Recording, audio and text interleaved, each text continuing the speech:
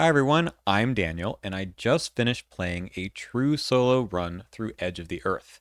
You can see all the gameplay videos here on my channel. There's a link in the description below, but here I want to talk about 6 different things that I learned while playing about true solo. This is my third time playing true solo here on the channel, and I had a video like this after I played Skid's Tool. I didn't have one after I played Stella, but I'll talk about her as well. But this time I played Joe Diamond. Now, Joe Diamond is an investigator that often people talk about as being maybe pretty good in true solo because he's got some really good numbers for it, but he also has 2 numbers that are a little bit scary, the willpower and agility numbers there. So I had a really good time playing. This was so much fun. The Hunch deck I think is just fun to play in Joe in general, and I'll go over his deck more at the end of the video. I don't want this to be a retrospective about the deck per se, although I will at the end. This is more just like the experience of playing true solo. And to me, I think everything about Joe screams you can do it all. So that first thing we're going to talk about is indeed having 2 4s is great. So you noticed it, right? 4 intellect, 4 combat means that you're really good at getting things done in the investigation phase. You're the only one playing. There's no one else to pick up the slack, so having good numbers right away means that you're always going to be able to deal with an enemy or get clues on your turn without having to have too many assets down. A 4 is actually a strong number. I know that a lot of people look at, a Daisy or a Mark Harrigan and say the 5s are better, and they are. But in the Seeker class, and Guardian for that matter, it's not too hard to bump those numbers up. In True Solo in particular, all your numbers are important. So we'll talk about the willpower and agility in a second too, but you aren't making that many tests. It sounds strange. Of course, you're making lots of tests. You're taking skill tests every single round, but as far as boosting those numbers up when it's actually important, you don't need to do too much. When you see the deck later, you'll see I didn't even have some of those, classic cards like magnifying glass, and I didn't even use Joe's signature gun either. But starting with a 4 and committing a skill card or using assets to bump that up quite regularly is really good. Again, you're not making that many tests, so the cards in hand can boost you up pretty easily. So again, starting with 4 gets you to the 6 or 7 with no real problem. Now, this means the other 2 numbers are bad, right? The numbers usually add up to 12, so willpower and agility are on the weaker end, and Joe is sometimes known as being able to like crumble at the nearest sign of any sort of trouble from the Mythos deck. And I think in Edge of the Earth, this wasn't a huge deal. I don't want to talk about spoilers for what happened or how I dealt with particular encounter cards, but in Guardian and in Seeker, I was able to run a lot of skills to get those numbers up to something pretty okay, like Take the Initiative or Inquiring Mind, got those 2s up to a 5 and maybe something else to boost that. I had well prepared in the deck for most of the campaign as well. It got to a pretty comfortable place. So it's not that hard to use those other numbers as long as you know they're not being tested every single round. I might have tried to do something different in something like the Circle Undone, where willpower is tested all the time. But in this campaign, willpower and agility treacheries are both equally tested, I would say. Maybe a little bit more willpower. But it's amazing that even having a 2 and drawing a good symbol like or token like a 0 or a +1 or an elder sign, you actually pass those tests sometimes. It's way worse to be testing below than it is even, especially when you are playing on standard. It's not impossible to draw zeros. So don't be too afraid of having low numbers in those stats because, well, there's 2 things you can do. You can try to pass the test if it's really, really important, and sometimes it is. And sometimes you just fail a test. Sometimes all that means is taking some damage or horror, and that means your solution is to have some soak. Thankfully, in Guardian and in Seeker, there's really good ways of having soak. You'll see that I put in scientific theory pretty early. Having some of the Edge of the Earth partners and just good stuff from the beginning is nice. So um, I honestly didn't feel the 2s that bad. It's hard to explain, but when I was playing, it did not feel like a problem. There were only a few instances where I was scared of taking a test on one of those bad numbers. And the reality is, when you've got two really good numbers, you are pushing the game forward on your own terms pretty quickly. Now, there's other things that can help with that, as we'll talk about in a second, but the fewer encounter cards you draw, the less likely you're to draw that stuff that sets you back. So, make use of those fours. If you're playing Joe, I think it's hard not to play flex, because like, what are you doing with those numbers then? It just feels like a waste. But in solo, you are always playing flex, so it's nice to have those. All right, let's move on to the second part, which is action economy is key. Hey, I stole this from the first video I did because I think it is still true. And I mean, maybe I learned it the first time, but after having played Skids, who gets to get an extra action every single turn if he wants to pay for it, and Stella, who gets an extra action just by being Stella, basically, and Joe doesn't really get that. So how do you do it in Joe? How do you get the extra action? Now, his hunch deck allows you to play a card at a 2 resource discount from the hunch deck. So it's not really a card of your choosing. It's not exactly like an extra action. It's economy, right? It's like drawing a card, like getting 2 resources for free to play with. But while those things are kind of like an action, in solo, you want a much, much more versatile action. You don't want to just be at the mercy of 3 actions to move or investigate or fight. You need more than that, most cases. I'm at the stage of my Arkham career where I think getting an extra action is the most important way to win the game. You can do action compression. That's fine. You can get a lot done in a single action, like discovering 3 clues or something with Fingerprint Kit level 4. I did not have that in solo. But really, in lower player counts, you need those actions to be as versatile as possible, in my opinion, because you don't necessarily know what is going to happen from round to round. It might be a round when you actually need to do a lot of more fighting. It might be a round where you need a lot more moving, and moving in solo is very important. So what did I have for Joe? Regrettably, it kind of came in late. And the answer, as it always has been when I played Joe Diamond, is Farsight. I found that I had so many cards in hand after a while because a lot of the cards I held on to because they're good cards when the right moment appears. But you don't actually want to get rid of them. It's not like, oh, I guess I don't need to deal with this right now, like I Take the Initiative or Inquiring Mind. Those problems will pop up in solo. And again, having cards in hand is extra bullets, right? It's like, how do I deal with a problem that might happen sometime in the future? You want to hold on to those things because they're in your deck for a reason. And to me, Farsight giving you this extra action to play an event, which could be all kinds of things. It could be an investigate, it could be a fight, could be, kind of a move too, depending on what it is very strong. It's actually better than that, right? It's better than an extra action because it does not provoke a tax opportunity. The 8 cards in hand, not difficult. I had plenty of ways to get there. I did not build my deck with this in mind at the beginning. Not exactly. So I wish I had gotten it into the deck earlier because once I did, I suddenly felt like a superhero. I could do anything. I was doing things towards the end of the campaign where I don't know, a lot of things were happening before I even took my first regular action. Now, there's one other card that gave me extra actions in this deck, and that was a new card, Antikythera, and we'll see it again later when I look at the deck list. But that one required you to succeed by 5 in order to get an extra action next round, so it was a little less reliable. But of course, the card itself does so much, so we're not going to complain too much about the actions popping up every now and then. This card, though, really good. I don't think I can remember too many other things that I got that were action positive in the same way. So cards like Working a Hunch, I guess, are kind of like that because it's fast. Making anything fast, which is sort of what Farsight does, is quite good. And cards that are already fast, quite good.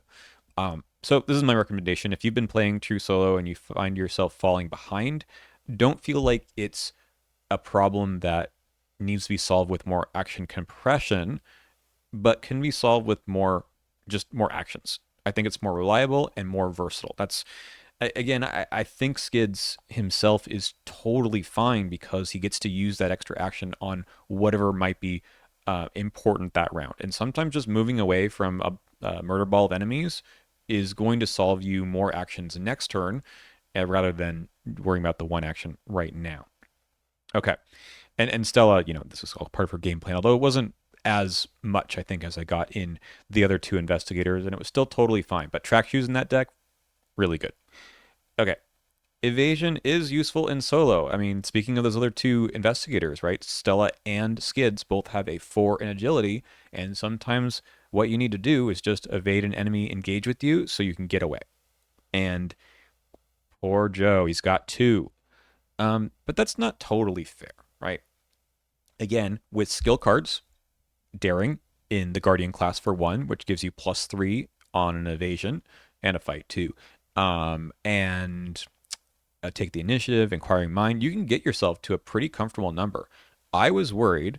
There's a few enemies in this campaign that have this clause that's like they have doom on them, and you can only get rid of them if you succeed by 2 on an evasion. That's hard to do if you're Joe, right? Like, what are you doing to make sure that happens? In solo, this isn't going to happen that often, though. So you can save, again, some of those bullets for exactly that problem. By the way, just sort of to reiterate that point of saving cards in hand and why that's so important. That's also why in the deck you'll see later increasing your maximum hand size, I think, is helpful in Joe for Farsight, but in many investigators, if you can do it. I found that in all 3 investigators that I played in solo, I was holding on to a lot of cards, and that just made things so much easier because I had my choice of what to do. Okay, but that wasn't my plan for Evasion. My plan for Evasion in Edge of the Earth was to get this guy, Elia Ashevek. This is his Resolute form, so there's a scenario in which you can get him to join you and turn Resolute. The original version, which anyone can pick, is not as good. It takes an action, but man, everyone wants to kill this guy to get Anyu, the dog, who's also very, very good, but let's not forget how good this ability is if you need to evade. So it's a free trigger. You spend a secret, exhaust him, evade with a base of 6. So that's already +4 over what Joe does already. And then if you succeed, you may move to a connecting location. This is 2 free actions. Okay, well, there's 3 secrets. You can't do this all the time. Have you ever heard of how you refill things with secrets in Seeker? Yeah. And then it wasn't totally necessary all the time, but how many times do you really need to do this? It ends up being very good at the end of the campaign. It was great in the middle too, but there's a ton of soak there, of course, also. You get this guy from the beginning of the scenarios that after you turn him resolute, and that's fantastic. So sometimes when you're playing solo, you make up for some of the deficits you have and things that you probably need by relying on some story assets.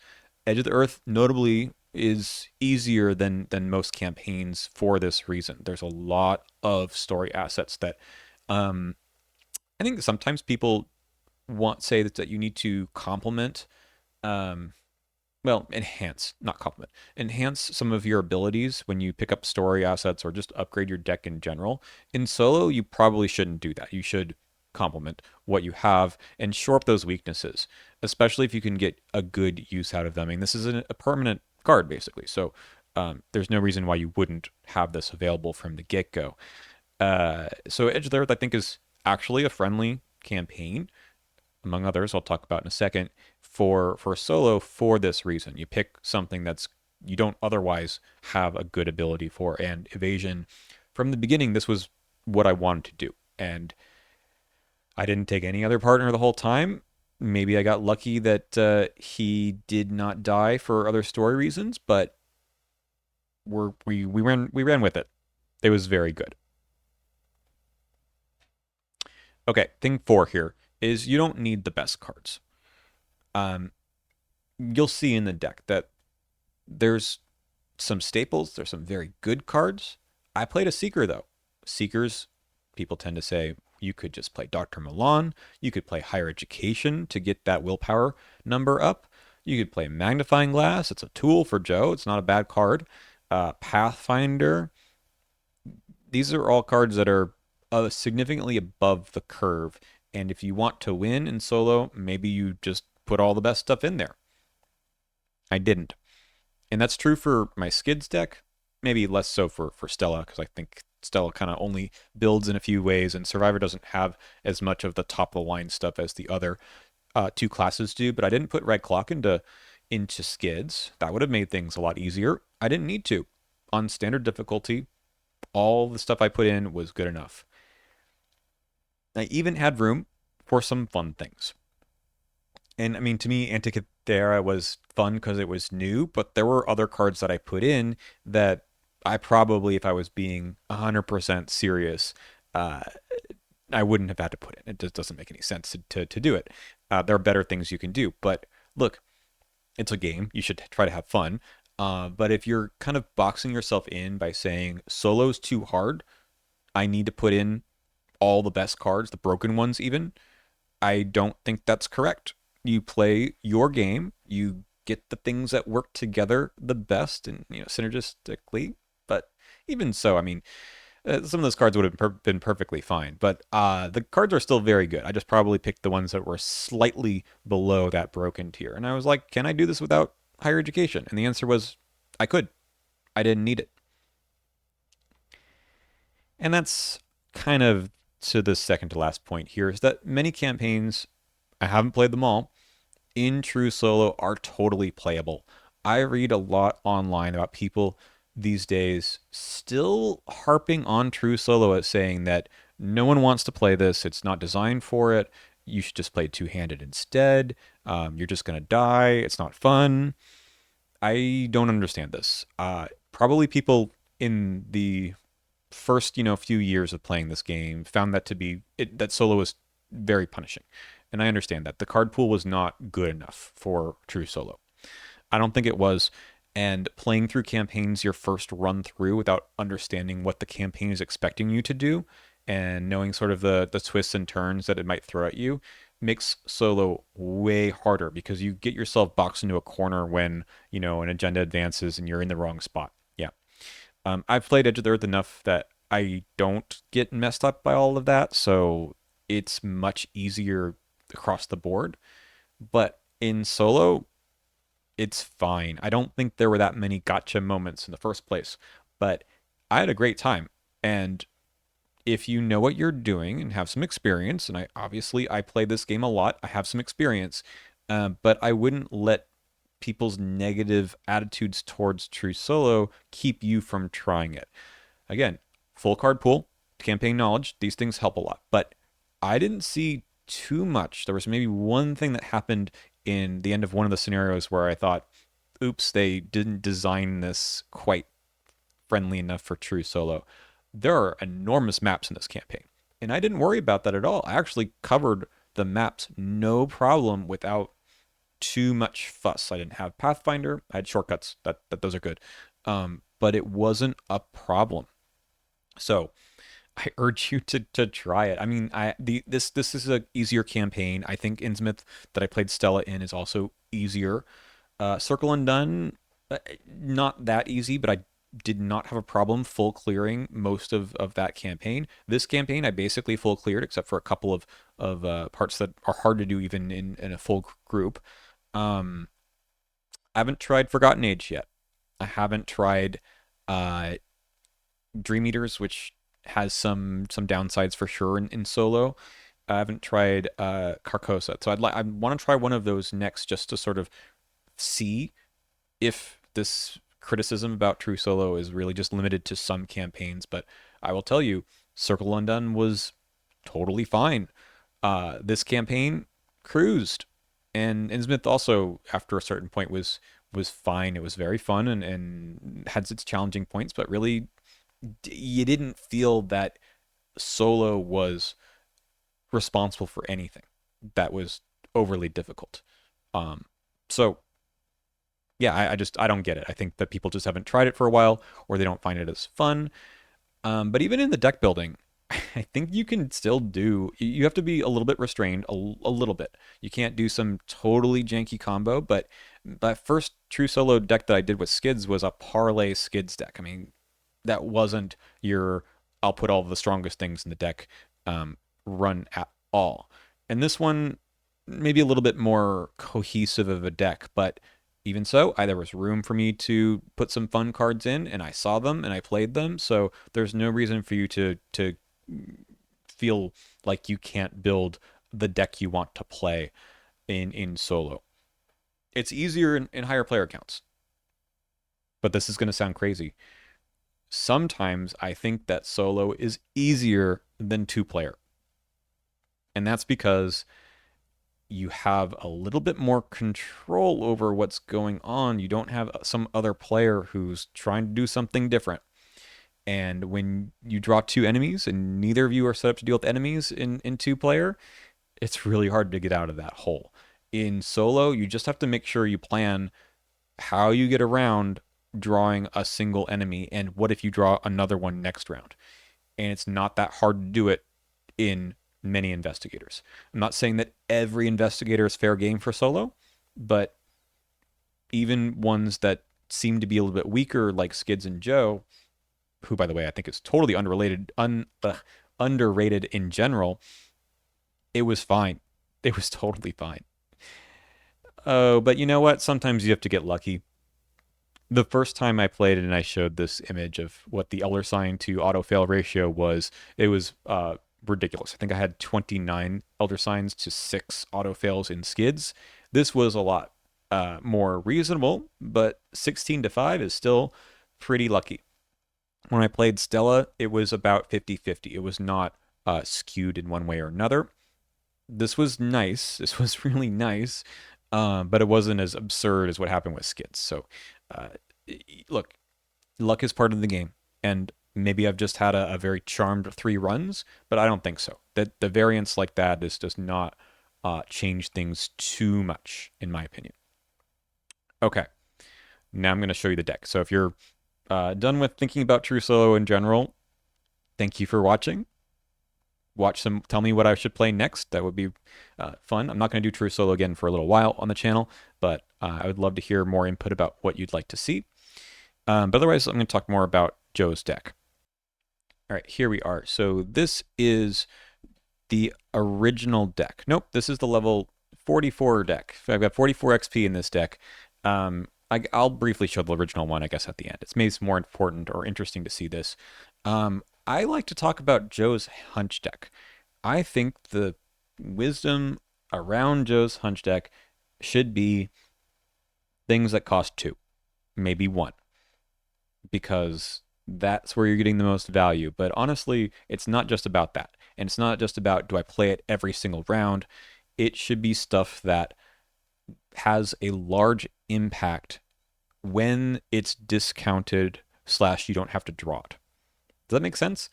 Emergency Aid is maybe a really good example of this. This is a card that I don't usually include in other investigators, but I think it rounds out the Hunch deck really nicely, especially in Edge of the Earth, where I wanted to protect my 1 copy of, where are you? Scientific Theory. Down here. Got so many 1-ofs. That's just how I deck build. I needed to protect this, right? So that meant damage went on Elia Ashevek a lot. And I didn't want to stay there forever, so the emergency aid was really good. But sometimes I drew it and I didn't use it. That's okay. I felt totally fine with that because I never wanted to keep this in my hand. I didn't want to have to draw it and pay 2 resources. I wanted to be able to basically have this for free when I wanted to. I didn't think it was blocking too many other things in the Hunch deck, although, it'd be nice if it wasn't there. It was just more important for it to be discounted. Preposterous Sketches is exactly the same way. This is a good card, but you don't really want to pay 2 for it. You want to pay nothing. And the fact that it draws you 3 cards from your Hunch deck rather than spending a card from your hand means that you really are increasing the number of cards in hand by 3 instead of if you play it from your hand and you're actually just replacing it and then drawing 2 more. This is way better if it's coming from somewhere else. So it has a great home in the Hunch deck. In solo, in Edge of the Earth, there were so many clues everywhere. I probably played a couple of the scenarios a bit wrong because I was spending too much time getting clues, which is funny. This deck just got clues like crazy. Anyway, I added No Stone Unturned a little bit later. Maybe it could have been there earlier, but I felt like I didn't have room for it. And then, of course, working a hunch is just like a staple. It's just always going to be here. Now, I thought that I might upgrade it to this level 2 version. I didn't.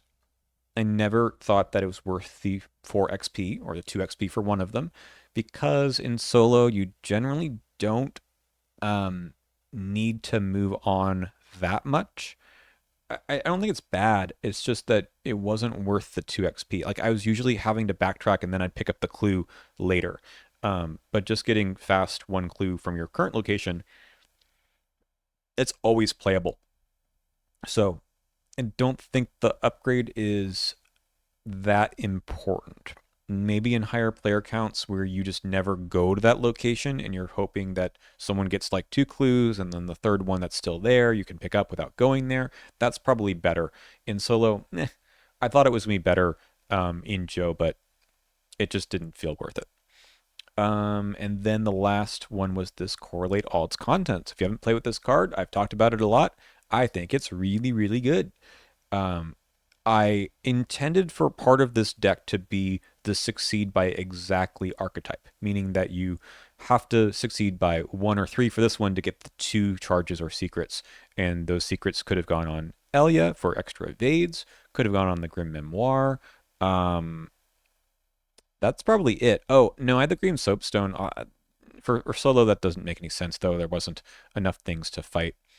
Oh, I had Kensler's Log after a while. This does use secrets. I probably did that once or twice. Um, so card is really good. I was happy to pay the one, sorry, to discount it just by 1. And once Farsight was in the deck, all these things that weren't fast basically became fast too. So, very, very good card. I like that. Then there's a bunch of other nonsense in here. So the hunch deck did change a bit over time. Like I started with shortcuts, only have 1 at this point. I think I started with 2 shortcuts, but then realized I didn't have a problem drawing cards in my deck either, and it was fine to have this in hand. I also don't think, did I have this in the hunch deck? Maybe I didn't. Let me see. No, it was never in the hunch deck. I think sometimes I shuffled it into the hunch deck through the Elder Sign ability. I actually don't think it's a good hunch card because, like I said, you want to be in charge of when that extra action or extra move is. Yeah, you always can play it. That's good, right? But sometimes you have a turn where the 4th action isn't that important. I know it sounds crazy. You're still getting the extra action earlier, but when there's an enemy, for example, you wish you had the extra action that turn, not the one last turn, last round, when you use the shortcut. That's why I like it in the hand instead. Okay. So back to the science archetype. We did have this card and I put it in the deck right away. This is actually a super interesting conversation. A 5 XP card like this, which doesn't do anything on its own. In other words, it doesn't help you succeed at skill tests. It just gives you benefits for doing that. Kind of like Lucky Cigarette Case 3, right? I put this in right away. The reason was kind of twofold. One, it's an expensive item, so the more chances I get to play with it throughout the campaign, the better value I think that 5 XP is. I think there were only 2 scenarios that I had in my deck that I did not play it because it just didn't show up early enough. But the other thing is that I felt that the deck was doing really, really well in scenario 1, that I didn't need to push what the deck was doing with the rest of the abilities. Like I didn't need to upgrade perceptions until the end. I never upgraded the overpower. I never needed to upgrade the vicious blow. There's not even any deductions in here. I didn't need to do that. I think that it's totally fine to add a card like this, which is the grease to the wheels of the deck, right? What it does is it accelerates your clue getting, especially in Joe, because you're fighting, right? And then suddenly get a clue for no reason. Or you succeed by 2 or 4, you draw a card, get a resource, that starts you churning all the wheels, right? It's really good. Hilariously, I got in the thick of it for Steady Handed and Guard Dog level 2, and rarely use those cards. So you would think that with this card, being able to change how much you succeed exactly by, right? So steady-handed is over here. This lets you change what you succeed by one or more or one less. Artistic Inspiration also kind of does the same thing. I rarely played this card after a while as well. I kind of wanted to, but it just probably didn't show up early enough. But for numerous reasons, this just was hiding in my deck. Regardless, I didn't need them. This card, to me, is so good because it doesn't need any other synergy. You'd like it. You would like to say, actually, right now I need the clue. But in solo, you'll take whatever you can get. And towards the end of the campaign, I was succeeding by 5, way more. But the Discover a Clue is kind of better, right? Because it's an automatic effect. The extra action kind of randomly is good, but you may not necessarily need that the next round. It's hard to know, right? Because it's later. Um, on the current turn, it's stronger to know that you have the extra actions. Still really, really good. I mean, having 4 actions plus the Farsight plus Elia towards the end of the campaign was nuts. That was just like, and my turn is still going. You get a lot done that way. Really good card. I don't think it's busted. I think it's just a nice card to have. What makes it a little bit silly, but good, and I didn't think of this until the end of the campaign, was attaching fine tuning to it. And I think I only did this the one scenario, the last one, and it was really, really good. it was amazing. Okay, one other thing I want to talk about, which was a bit silly if you're looking at this deck list, and I don't recommend just copying and pasting my decks because they're very much a reactionary deck building style. Like every scenario I thought about, like, okay, what do I actually need now? What would be good for this next scenario? What would help this deck? And I would love to have as many cards as possible in these decks. And I did something like put Ancestral Knowledge in just to, I didn't have that many skills. I've got maybe exactly 11. I got 11. Um, you need 10. It wasn't a skill deck. This is just like, here's more places to draw cards from. I got the hunch deck, I've got the ancestral knowledge, I've got my actual deck, my hand, just another pile of things. And I had plenty of XP, so this card is fine. And sometimes we talk about, like, do you have this one or do you have Studious? And I got both. I like this card as well. Anything else to talk about? I mentioned this when I played Skids as well, that Ever Vigilant level 1 is totally fine without Stick to the Plan. I think people who say that you never should play this without Stick to the Plan are playing like 6 assets in their deck. I don't do that. I have 22 assets. That probably includes the permanents as well, but there was plenty of things I could play in the middle of a scenario. Sometimes I kind of waited on it, and you can even do that in solo, where I waited until there were 3 things just to get full value, and that was fine. It was a good deck. Truly. Watch the campaign, and you'll see that things ran very smoothly. Even though this looks like a mess, a pile of one-ofs, all kinds of strange things in here, it doesn't run that way. It really doesn't. All the stuff is just good. When you're happy to see every card when you draw it, it's a good deck. All right, the level 0 version looks a little bit more had something in mind. I've had more skills, a lot of events, not as many of the assets around. I guess I did have magnifying glass. I don't know what I was talking about earlier. Did I have magnifying glass at the end? No, I got rid of it. Okay. Probably because I just replaced this with the scientific theory, which is essentially the same idea, not taking up a slot. Okay. I think that's about it. I really enjoyed playing Joe. He's just so much fun. And I like Edge of the Earth. It's not, some people think it's just too easy. Some of it felt too easy by the end, but maybe I was just very, very well prepared for it. And I will spoil this. Somehow I got rid of every single frost token by the end. That's really good. And once you can control the game a bit better, which is not impossible in solo, things do very well for you. Okay, let me go back to the slide and just sort of thank everyone for watching. I really appreciate all of the support over the last few years, and I think that having a niche for talking about solo is not something I thought I was ever going to do, but enough people said, please play solo. No one else really does this online, so I'm doing it. And I may not be like the best player out there or best deck builder or giving the best advice, but on standard difficulty, I do have to say, just play the game. Once you get more comfortable with the game, it's just playable. Solo is very playable. So go out there, have fun. Let me know some of your favorite solo decks down in the comments, and I'll see you in the next video.